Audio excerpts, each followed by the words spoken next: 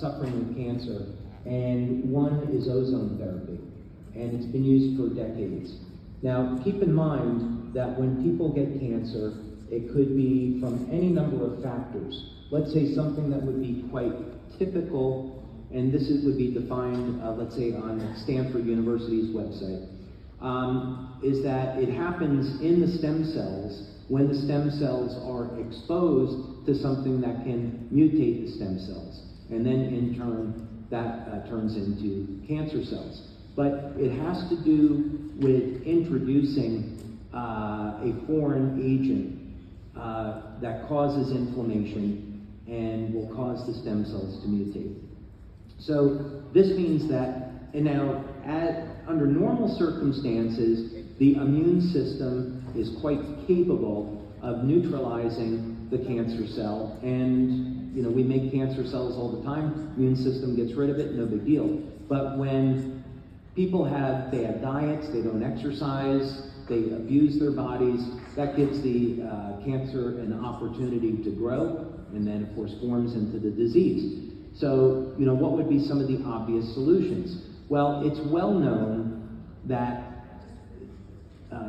the immune system produces oxidative radicals for destroying viruses, bacteria, and cancer cells. But when someone's immune system becomes weak, the capacity to produce those oxygen radicals diminishes. So this is why effective therapies such as hydrogen peroxide and especially ozone can be used as a supportive foundational therapy. And so the most common practice is autohematology, where about 200 mils of blood is removed from your body, it's mixed with medical grade ozone, and then re-injected back into the body. And what this will do, a typical treatment might be 2 treatments per week over about 6 to 8 weeks. And so the elevated levels of ozone, and by the way, ozone is naturally produced in the body. When you metabolize ozone, it simply forms oxygen, right? So there is no toxic byproducts. So it will also help to remove toxic materials from the body.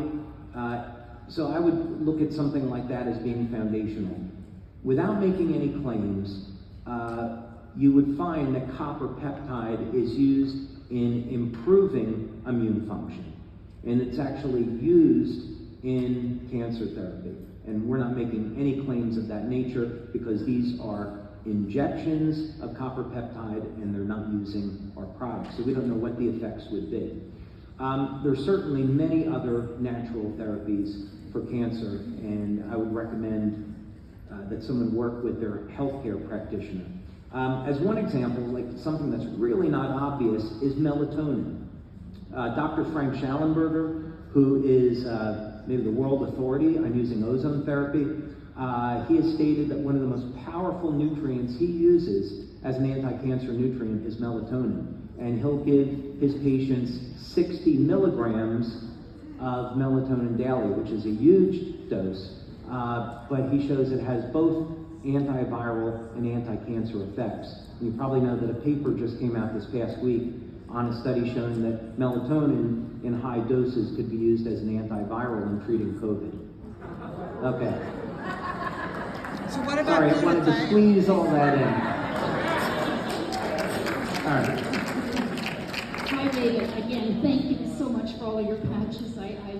I bless you and God every day. I'm just so thrilled. Thank you. I have 3 very quick questions. 3? Yeah, very, very quick. First off, against my better judgment, I did get double vaccinated May of 2020. Okay. That was the only way I could leave Canada and the only way I could enter the U.S. I had not seen my family in 20 months. So I'm not being booster, but I'm hoping that, did you do any follow-up studies to see if we continued on the stem cells, if there was any change in the blood, if the blood does in fact get corrected after a while, or? I can't say. You can't say. Because if I say, then I'll be making a medical claim. Okay. So I can't say. Okay.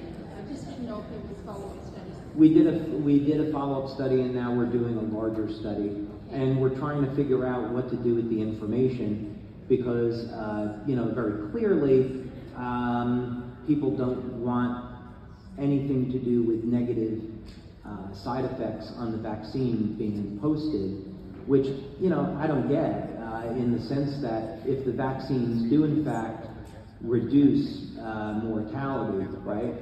And there are side effects, let's have an open discussion about it so people can deal with it, right? And I think also that would improve the way that the public perceives pharma, that they're being honest and open, but in any case. Well, I'm a snowbird, so I'm very grateful to be in Florida for 6 months this winter, let me tell you, and I'm so grateful that everything's open because we're still in shutdown in Canada.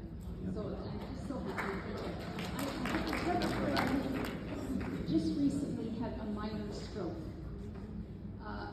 speech impairment and facial paralysis, and I know we can't diagnose, we can't help.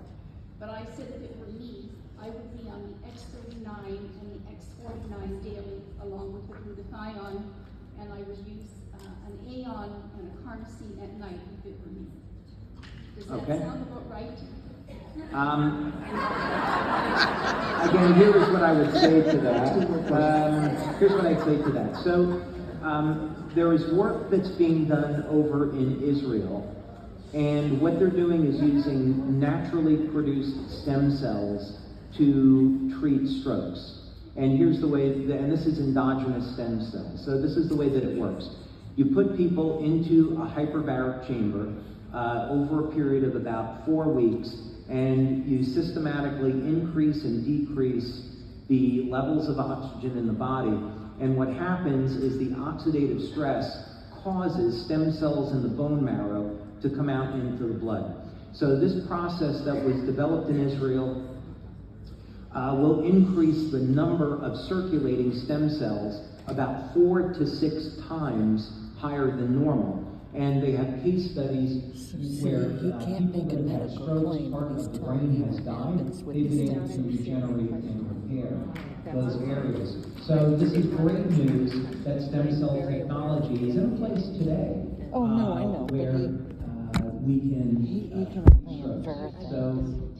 I can't say anything about the patches because I don't have any clinical data where I can say definitively if the individual's doctor approved. I would say that what you suggested is reasonable for their overall health. Okay. When you did the clinical trials on X39, were there anyone in those studies that just did not have the results? Yeah, you're always that you just don't relate to it. absolutely. Yeah, you're always going to have a certain percentage of the population that doesn't respond. We've been really fortunate over the years that it seems like the minimum number of people that respond is over 80%. It's around 85%. And in some of our studies, it's more like 96%. So with the combination, we did a study in France with Dr. Pierre Volkmann, and we did this study at General de Santé, which is a hospital in Lyon. And we had 96% of the people that in the trial responded and got reduction in pain relief. So that has a lot to do with patch placement. On the X39, it's at least 85%. At least 85? That's what I would say. Because I've gotten lots and lots of great results.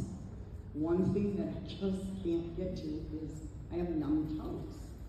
I've been on the X39 for almost 2 years. I've done 60 hyperbaric treatments. I just finished up 10 ozone. I do femur twice a day, red light twice a day. What's the deal? I can't get the feeling in my toes. Yeah. So, that's beyond the scope.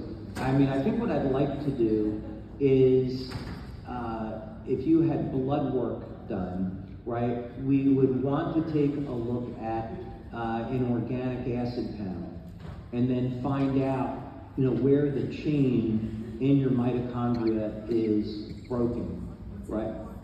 You do an organic acid panel, and this, what that type of analysis does is it looks at mitochondrial function, and it looks at different nutrients that are used in the Krebs cycle.